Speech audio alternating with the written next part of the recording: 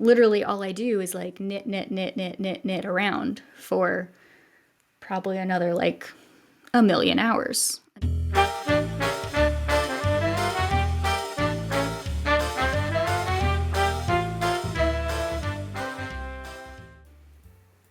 Hey guys, how are you doing? My name's Jessica. Welcome back to my channel.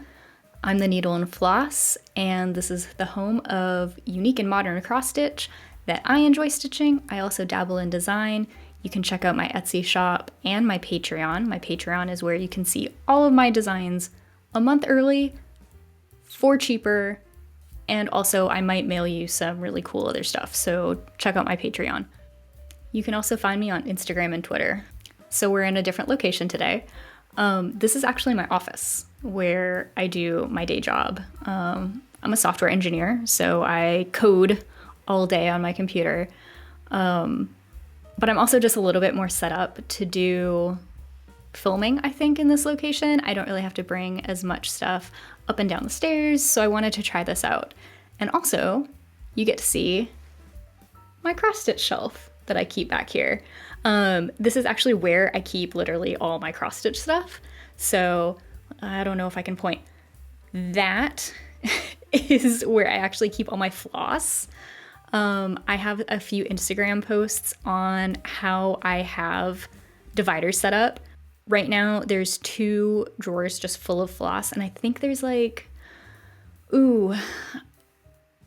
maybe 350 bobbins between the 2, and I'm like running out of space. I need to do it for a 3rd shelf. I have some model stitches. I also have like a bunch of model stitches in front of me that you can't see because it's behind the camera. I have more models,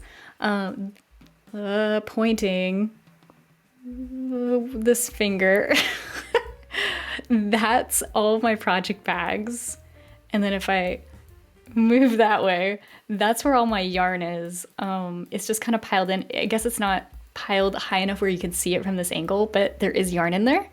And then these 2 boxes are where I keep all my extra fabric, and then finished cross-stitch pieces that still need to be fully finished or FFO'd. So basically anything that is done but hasn't been put in a frame or finished in whatever way, in a hoop, whatever. I have some other stuff cross-stitch related that doesn't fit in the closet, but that's stuff I don't really pull out very often. Otherwise, it's been pretty cold in Texas. It started to get below freezing, not consistently every night, but enough where we have to drip the faucets several times a week, which if you're in a more northern climate, you're like, why are you dripping faucets? Because in Texas, most of the houses, I would venture to say all of the houses, are not equipped to have plumbing that can handle freezes. So basically we have to drip our faucets whenever it gets below temperatures so that our pipes don't freeze and burst. Whenever we had the winter storm last year, I had quite a few friends and family who ended up with burst pipes and either needed to do some sort of renovation. My sister actually still is waiting on renovations to finish in her house because there was like 6 inches of water in her whole downstairs. Just like her pipe, one of the pipes burst. It flooded the whole downstairs, and like basically everything needed to be ripped up. So it can get kind of serious if you don't drip your pipes. So that's what we've been doing. Me and my husband were playing It Takes Two, which is a video game I had never heard of until he mentioned that it would be really fun to play a co-op game. And so we were browsing through and he was like, oh yeah, this game has gotten like Game of the Year on several YouTube channels. We should watch the trailer. And basically it's this co-op video game that is like all genres of games put together. So it's like an RPG mini platformer that also has like the humor of the Portal games to an extent. But then parts of it is really heartfelt.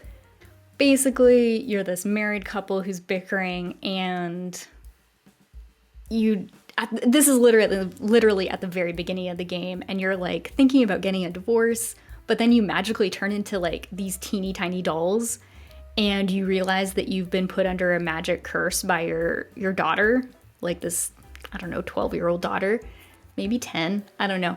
She seems old enough, but she just wants her parents to be friends again. And so there's like this magic spell that's cast on them into these little dolls, and the only way to break the spell is for them to work together again.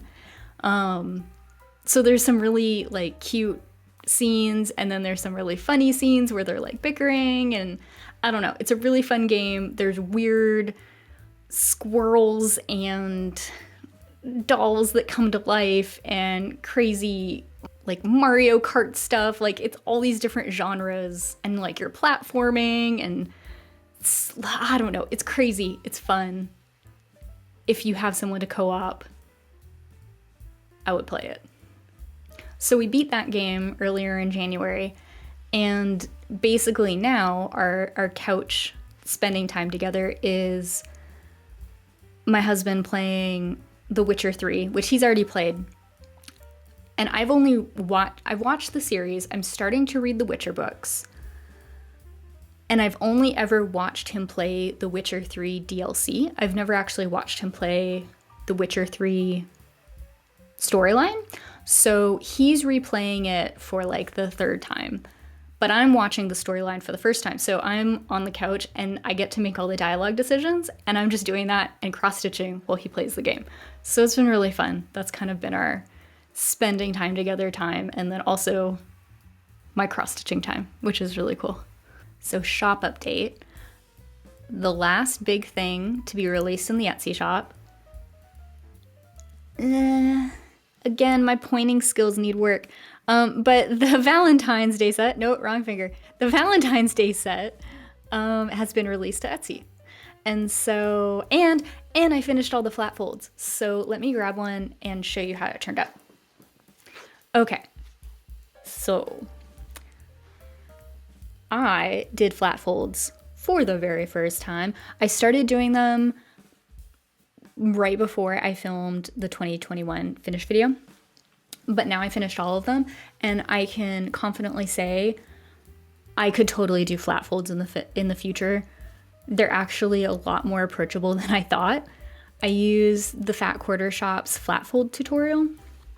And essentially, it's just using sticky board, cotton batting, cotton interfacing. I don't know what it's called, but basically to make it kind of 3D a little bit. I used it on the front and the back, and then there's these two inner panels that are just wrapped with cloth on sticky board. And then this isn't even sewn.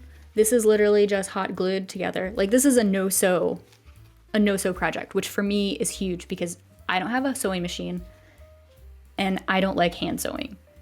I mean, I'll hand sew like biscornues or I don't know, small things like that, but I don't really have the patience to do it a lot. So yeah, just sticky board mounts, interfacing, hot glue, and cloth. And like, you just choose whatever cloth you want to match, which I think these matched really well. I got a pack at Joann's and it was just literally the same blue shade, but with different patterns. And so like it matches the blue I used really well. So I'm really happy about that. But this set is in Etsy right now, and you can get it in time to stitch for Valentine's Day. Next up, we have coming very soon to the shop, and depending on when you watch this, this might already be in the shop, is my Floss Boss Little Mini.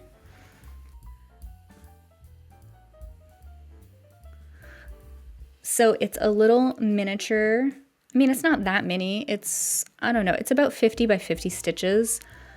But it's a bunch of floss bobbins that are stitched with the, I don't know if you can super tell, if my camera's gonna play nicely, but depending on the way the bobbins lay, the top leg of the stitch is stitched slightly different. So I think that adds a little bit of texture to it. But this is another one of the designs that either is in the Etsy shop or is about to be in the Etsy shop. And as always, this is already on Patreon. And if you sign up on Patreon, you can get all of my patterns and for cheaper than you can on Etsy. Now, speaking of new patterns, I'm not going to show the front of this cross stitch because this is the February Patreon pattern that you can only get in February if you are subscribed to Patreon, but it's a new controller pattern. So if maybe you're new to the channel, maybe you haven't seen some of my designs that I've done, but I do this very unique style of game controllers, console controllers specifically, and this is a new one. So currently I have the PlayStation, Xbox, Nintendo Switch, Super Nintendo, N64, blanking out, and this one, I'll show you the back. How about that? I'm not going to show you the front. We'll show you the back. Can you guess? Can you guess? I bet you can guess. So this pattern, I'm looking at it. This is actually one of my favorites that I've done so far. This pattern is going up on Patreon in the first week of February. So mark your calendars. And that's it for the shop. So it's been a while since we've done an actual regular Flosstube episode. My last episode was all of my finishes in 2021, which is still weird to say because it still feels like it's in 2021. But I had quite a few finishes. So if you haven't checked that out, check out that video. We're going to be showing a few finishes that I've already been able to do and just show you what I've been working on in November, December, and in January. So let's get started. The controller that I showed you, that was a January finish. I can't show you yet, but it is a January finish. Another January finish that I have is my 2021 temperature cross stitch. We've got all of these cute dots going on here. You can see that it's super wrinkly, but that's a-okay right now while I figure out how I'm gonna frame it. But it's super cute, and it's got a pun for the name. The Itsy Bitsy on Etsy. Say that 3 times fast. The Itsy Bitsy on Etsy, the Itsy Bitsy on Etsy, the Itsy Bitsy on Etsy. I actually did do it. That's crazy. That's who designed it. The Itsy Bitsy on Etsy. They call this pattern Weather or Dot. So I don't know. I'm just a huge fan of puns. They have this in 2 different sizes. I did the small size, and I also stitched this on 37 count Russian tea cake. And this is the first time I had ever seen 37 count, but I really liked the color, so I got it, and I think it was pretty good. You can see that there's tons of red because Texas. And you can see over here, that's where we had our crazy ice storm, that whole 14 days or whatever craziness it was. Yeah, and then ridiculous heat.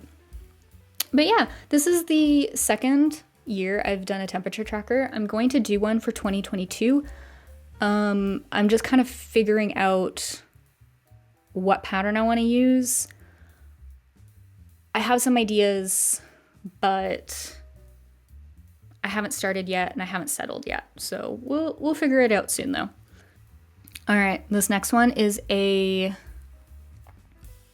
not a finish for now. It's a SAL. You've seen it before. It's the Zodiac Signs SAL. And I can't say it's a finish for now because I'm on the last part and I'm gonna back up because it's so huge. But Oh my goodness, it's like taking up the whole space. Like, this is ridiculous, guys. It's so huge, but I'm so close. I have finished the border. I finished the top motif. The top motif is new. And now I just need to do the bottom motif.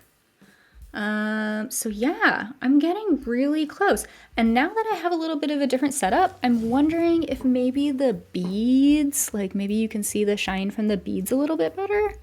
But yeah, this was the first time I did beading. I talked a little bit about it in my last video. But, yeah, I was just really surprised at how gorgeous the beads turned out. I'm trying to show not the whole thing, but like a section where you can see it with the effect. There we go. Okay, check out that beading, guys. Like, you can kind of see the shine. It's still not even doing it justice. Even with the new lighting, even with the new setup environment, it's still not doing it justice. It does really sparkle. And the color, you know, I bought, these are Mill Hill beads. I probably bought like 5 different packs trying to color match. And then I did color match to the color that was called for, because these are just supposed to be confetti stitches, just cross-stitch confetti stitches anywhere there's beads. So I was trying to match to that color that they used, and I did, and I probably did about from like the motif all the way almost around the corner until I realized that I didn't really like the color of the bead next to the fabric color and then next to like the DMC color. So this isn't a perfect match to what was called for, but I think it just, like, it's a little more gold, but I think, I don't know, it's just so pretty. I can't get over it, guys. I can't get over it. This might be the next thing I frame. Oh my gosh, I forgot to tell you. Okay, so this is not a finish for now. This is a WIP. This is officially a WIP. I can't say finish for now anymore because there's no more parts. I just gotta finish that and then I'm done. So yeah, it's just a regular WIP. But I just reminded myself when I said framing, I took my Linen and Threads Friends and Family sampler. It was a Linen and Threads mystery stitch along for 2020. It was called Friends and Family. I took it to Michael's to get professionally framed. I do most of my framing myself, but for special pieces or pieces that I'm going to gift that are really meaningful, like, you know, more than just a, you know, small, if it's if it's like a small gift, I'll gift it in a hoop or like maybe a nicer hoop, or I'll frame it myself and it'll still look good. But if it's like a birth announcement or a piece I worked on for like a year, that's getting professionally framed. Maybe not if it's for myself, but if it's for someone else and I worked on it for a year, it's getting professionally framed. And I'm just so excited because I chose the mat and I chose the frame, and next video I'll get to show you because I'll have it. And I'm so excited. It's gonna be amazing. It's gonna be amazing, you guys. It's like a fabric mat too. It's not like a paper mat. It's like a linen mat. Okay, anyways, we'll see you next time. All right, my last cross stitch WIP, we've got some knitting to show. We've got a decent amount of knitting actually, but the last cross stitch WIP I've been working on, and I put it away for a little bit now, but over the holidays, I was working on Christmas Spruce by Paradise Stitch. And this is on 25 count Lugana in navy. It's making it look super bright right now. But I stitched this, I believe, yeah, it's just 1/1. And I finished the main tree, but there's like this border that goes around it, and it's kind of like filigree, and it looks very ornate, and then there's gonna be back stitching, and I haven't decided how I'm gonna finish this because it might be a little too big to be a tree ornament, but it might be a little too small to frame. So maybe this will be another flat fold. I don't know yet. I need to finish it and just see how I'm feeling. But my goal, and I think I said this last year because I started this a little, like about a year ago. My goal is to finish this by Christmas. And I didn't do it last year. Most of the stitching happened after Christmas, actually. But I do want to finish this before the holiday season. So I'm going to put this away for a little bit. Maybe get back to this in the summer. And really good after it then. I don't know. I have a lot of WIPs. Like, I haven't counted. I probably should do a WIP parade at some point. Because it's been a while since I've done... I think I haven't done a WIP parade since my very first Flosstube video. And I think I have like 13 WIPs. Maybe 10 at this point. Maybe I've gone down. I don't know. I know I'm doing no new starts right now. Because I feel slightly overwhelmed with the amount of WIPs I have. And it makes me feel guilty anytime I do a new start. Now, I don't count stitching models for my store as new starts because those they need to be done. But if I buy a pattern, that's going to be a new start that adds to the WIP bin. And there was a point where both of these bins were completely full of WIPs. Well, okay, they were completely full of kitted projects, but a bunch of them weren't started. And then I realized at that point, I think I had like 13 WIPs. And then I realized I have 13 WIPs. I have like 10 kitted up as potential new starts. Like, I'm not gonna get to these anytime soon. So like a month ago, I de-kitted everything that hadn't been started yet. So I put all the floss away, I put all the fabric away, and that way I could just focus on the WIPs I've started. Yeah, because I have all of the cross stitches that I'm working on. I have the model stitches that I'm working on for my shop. And then I have my knitting. So let's look at the knitting. So the most exciting thing in my world of knitting right now is I am attempting to knit a sweater. And I have never knit a sweater before. I have only knit dishcloths, one hat. I've knit a lot of socks. We'll see some socks here in a bit. I've knit 2 shawls. I've only shown you one. The other one has coffee stains on it, and then I need to reblock it, and I've been waiting to do that to show on Flosstube, and it's just, I haven't done that yet. So when I wash it and block it, you'll see it eventually. Hopefully before it gets warm, because that always happens. I finish all of my cold weather stuff right in time for it to be like tank top season. But aside from that, those are really the most advanced stuff I've done. So like something as constructed as like a sweater where it's like I have to do sleeves, or like a cardigan, I've never done anything like that. Plus just the sheer size of it, at least with a shawl, it's like kind of like flat. It's almost like a blanket, but like a blanket you wrap around yourself. Sweater's a little different. Sweater feels intimidating. And I did color work. And I tried it with like a cotton and linen blend because I was really paranoid that wool was gonna feel itchy on my skin, because I do have sensitive skin. And the wool I wanted to use, I was gonna buy online, and I had never felt it before, so I wanted to feel it in person before I commit, but I really wanted to stitch it. And I knew cotton would be fine. So I'm doing color work in cotton, which after I started, I read that color work in cotton sometimes doesn't look super great. I think it looks fine. I'm just gonna show you. So I'm doing a D&D sweater. It's called Critical Knit. It's by Suki Mountain? Ooh, I should have written it down. I can link it below. But I got it on Ravelry. If you search D&D sweater, I'm sure it'll come up. but you can see like there's different dice and then a D20 around the yoke. And I did a yoke. Like that's the first time I've ever done yokes. I did short rows. I think the short rows are over here in the back to kind of, I guess, make the collar bigger.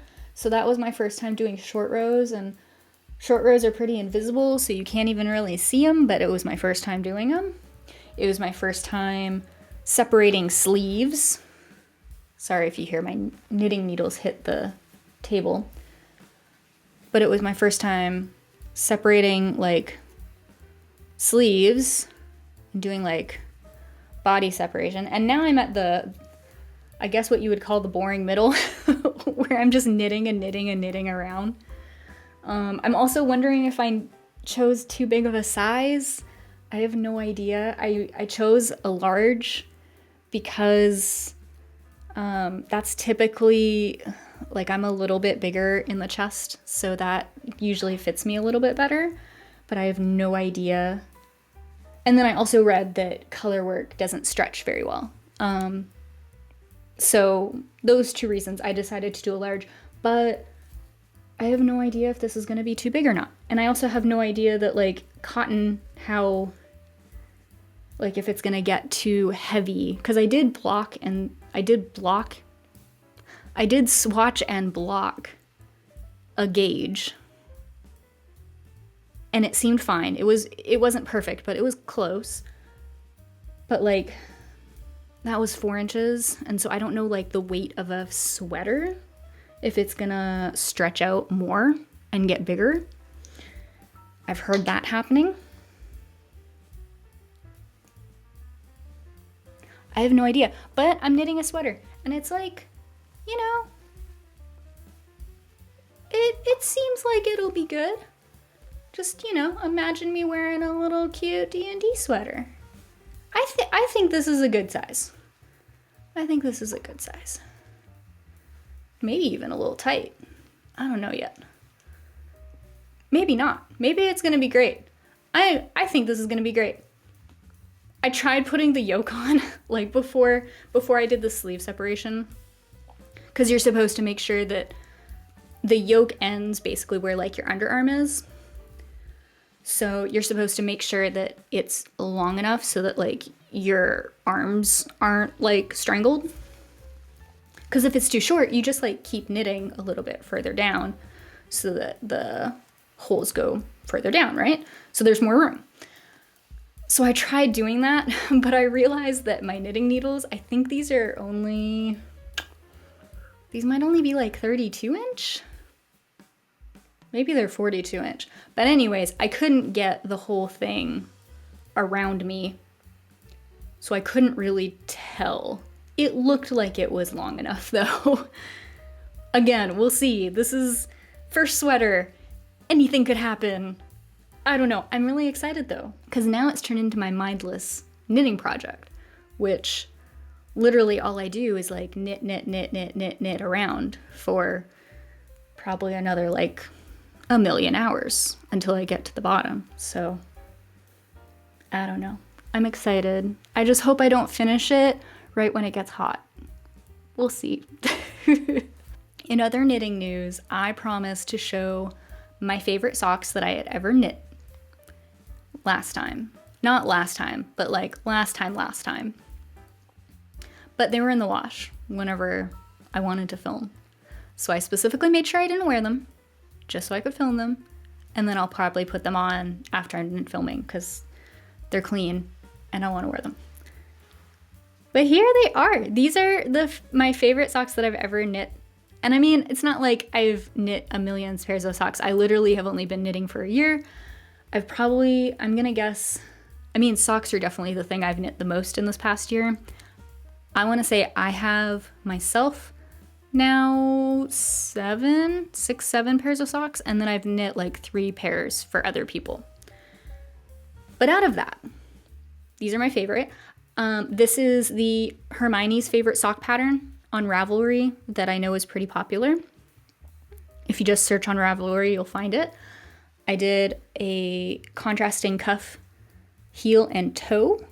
And then I basically just did stripies with white yarn and a color changing yarn that has like pinks and teals in it, which I thought was super cute. And I don't know about you guys, but like it gives me like a 90s vibe, or like a like a ski lodge vibe kind of. I don't know. But I love teal, and I love like this shade of pink right here. I don't know, I can't really like that shade of pink. I don't know. Yeah, they're my favorite socks that I've done. And on that note, I have another pair of socks on the needle, which also gives me the opportunity to show you my knitting bag that I got. So because I'm always knitting socks, I wanted to get a little knitting bag that would make them super portable and easy to take with me when I'm on the go. So you can see I just set my bag on the table, and I just pulled out a sock. And this is basically what I'm working on. And this is actually the same pattern. I've only done the Hermione's favorite sock. I think this is the third set that I'll have done in that. This is only the second set I've done in alternating heel, cuff, and toe, which the first set is what I just showed you and threw on the ground. So yeah, I wanted to do a warm tone. I guess this isn't really warm. I guess it's a little on the cool side, but I wanted to do something pinky because I didn't have pink socks at all. They're all either green or blue or like purple. So I wanted to do something pink. And depending on how much yarn I have left, I might do the exact same set, but invert the colors. So I might do the deep pink for the body, and then the light, I don't even know what you'd call that, the light speckle for the alternating color. We'll see how much yarn I have left. But just so you can see how much this holds my project. It holds the yarn that's currently on it, or attached to the sock. This is all attached. It holds the other ball of yarn that I was using but don't need quite yet. I have this is like turning into a what's in my bag. I have the double pointed needles that I use for whenever I get to the heel and the very tippy tip of the toe. I have a pair of scissors, which actually really need to be replaced because they're getting like sticky because I've been using them for other stuff. So these might be downgraded to just general craft scissors. And then I might put my current cross-stitching scissors in here, and they might become my yarn scissors. And then I might treat myself to new cross-stitching scissors. We'll see. But right now I have scissors. I should put a scissor cap on it. I don't know if I have any more. I'll have to dig, but yeah, if you have scissors loose, you should have a scissor cap. I know that. And then a cool feature of this bag is you can fold down this, it's not really a cuff, but you can fold down the edge of the bag so that you can just get at the contents easier. And it's really cute on the inside because it's like this cute alternating or coordinating fabric color.